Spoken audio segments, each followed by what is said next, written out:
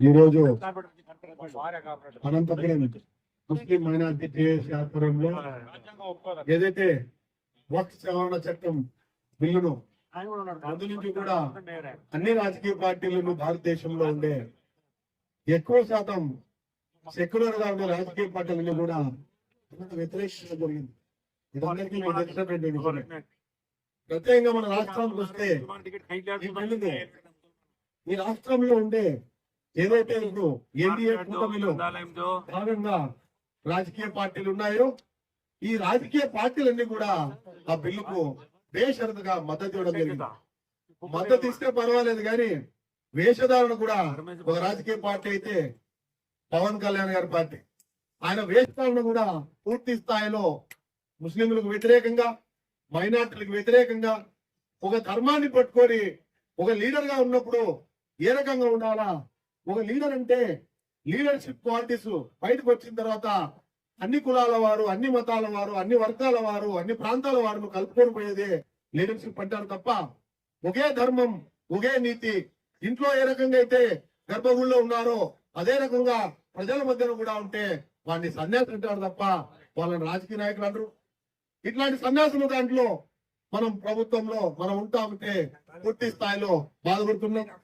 మన మైనార్టీ సోదరులందరూ కూడా ఏదైతే కూటమి ప్రభుత్వం ఉందో, గడిచిన కూటమి ప్రభుత్వంలో గడిచిన ఇంత ముందు ప్రభుత్వం ఏదైతే ఉందో దాన్ని పూర్తి స్థాయిలో వ్యతిరేకిస్తూ కూటమి ప్రభుత్వానికి బీజేపీతో కలిసి ఉన్నా కూడా, బీజేపీతో కూటమి ప్రభుత్వం, తెలుగుదేశము, పవన్ కళ్యాణ్ వీళ్ళందరూ కలిసి ఉన్నా కూడా ముస్లిం మైనార్టీలందరూ చంద్రబాబు నాయుడు నాయకత్వాన్ని కోరుకొని అందరూ కూడా బీజేపీ ఉంటే ఉంటుంది, రాష్ట్రంలో చంద్రబాబు నాయుడు ఉందంటే ముస్లిం మైనార్టీలకు ఒక భరోసా ఉంటుంది, ముస్లిం మైనార్టీలందరూ కూడా కలుపుకొని చంద్రబాబు నాయుడు పోతాడని చెప్పేసి ఆయన ముఖం చూసి, అదే విధంగా ఎక్కువ శాతం నేను ముస్లిం సోదరుల్ని, నేను ముస్లింలు ఇంట్లో అన్నం తిన్నా, నేను ముస్లింతో కలిసి నడిచినా, నేను ఉన్నానని చెప్పి మనందరినీ కూడా మోసం చేసినటువంటి పవన్ కళ్యాణ్, చంద్రబాబు నాయుడు చెప్పి కొన్నాగిన కుట్రలో తెలుగుదేశం పార్టీ, జనసేన పార్టీ మొత్తం కూడా భాగస్వామ్యం తీసుకొని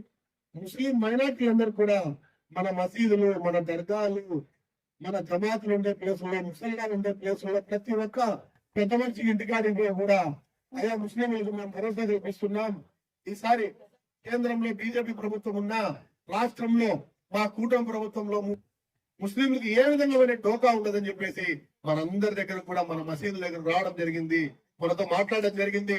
రంజాన్ నెలలో మన ముస్లింలు ఎవరు కూడా అందరము నిష్ఠతో కూడా రంజాన్ నెల పాటిస్తా ఉంటే రంజాన్ మాసంలో కూడా వాళ్ళందరూ వచ్చి దేవుని మీద ప్రమాణాలు చేసి మనందరినీ కూడా వాళ్ళ పక్కన తిప్పుకొని పోయి వాళ్ళ ఓట్లు వేసుకునే విధంగా మనల్ని మలుచుకోవడం జరిగింది. అక్కడ కూడా మనకు ఎక్కడో ఒకసాట మనకు అభద్రతా భావం జరుగుతూ ఉంది. కేంద్రంలో ఉండే నరేంద్ర మోడీ సర్కార్ ఏదైతే నరేంద్ర మోడీ చెప్తానే ఉంటాడు డబల్ ఇంజన్ సర్కార్ అని. డబల్ ఇంజన్ సర్కార్ వస్తే మన దగ్గర మన ఇళ్ళ కాడ, మన మసీదుల కాడ, మన ఇళ్ళ కాడ కూడా బుల్డోజర్లు వస్తాయనేసి మనకు ముందే తెలుసు. అయినా చంద్రబాబు నాయుడిని, పవన్ కళ్యాణ్ని, వీళ్ళు చెప్పే మాటల్ని, వీళ్ళు ధరించిన వేషాలండి, వీళ్ళందరినీ నమ్మి మనం అన్నా ఒక్కసారి మోసపోవడం జరిగింది. ఇంకా మోసపోయేదానికి టైం లేదు. సెక్యులర్ గా మనం అందరం కలిసి ఉందాం.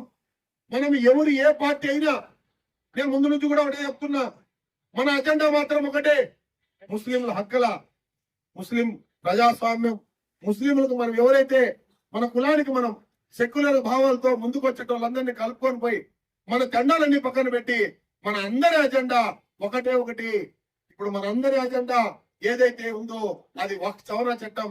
ఆ బిల్లును పూర్తి స్థాయిలో ముందు నుంచి కూడా వ్యతిరేకిస్తున్నాం.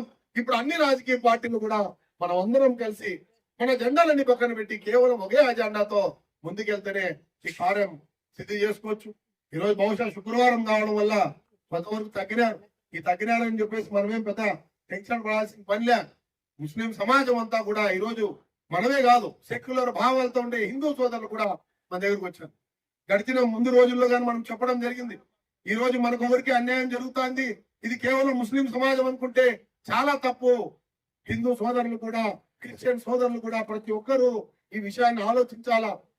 మాతో పాటు మీరందరూ కలిసి వచ్చినప్పుడే మీరు రక్షణలో ఉంటాం, మేము రక్షణ కవచంలో ఉంటాం, లేదంటే మనం అందరం కూడా ఈ రక్షణ కవచంలో నుంచి వాళ్ళ హస్తాల్లోకి వెళ్ళిపోతే మాత్రం మనం అందరి ఆస్తులు ఏదైతే ఉత్తరప్రదేశ్ లో బుల్డోజర్ సర్కార్ అంటున్నారో, ఈ ఆంధ్ర రాష్ట్రంలో కూడా బుల్డోజర్ సర్కార్ ఆల్రెడీ ఉంది.